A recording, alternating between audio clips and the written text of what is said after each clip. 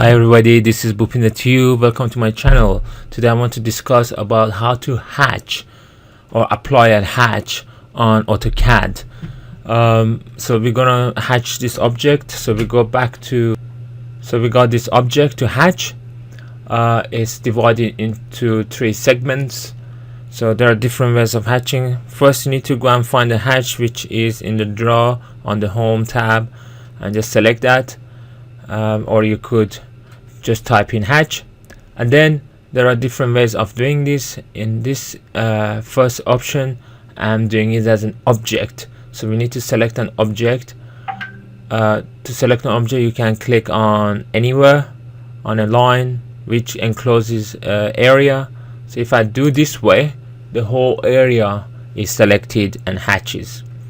Okay, but if I want to select just one segment to hatch, what you can do is undo what you've done, Ctrl Z, and then press pick points. Okay, pick points, and now you can pick a point in any of these segments to hatch. So I pick here. So after I pick the segments, you can change the pattern by going here and changing to different types of patterns.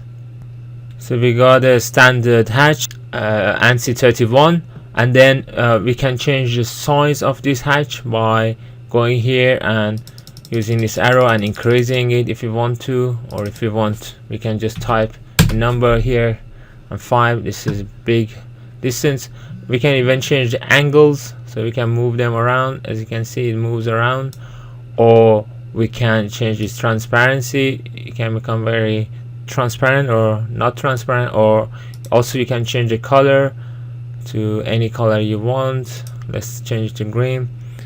And once you're happy with everything, you can just close hatch creation here, and then you're done.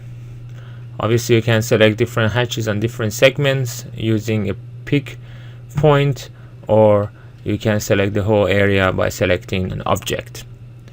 I hope this video of creating hatch was useful for you guys. I got a lot of tutorial on AutoCAD.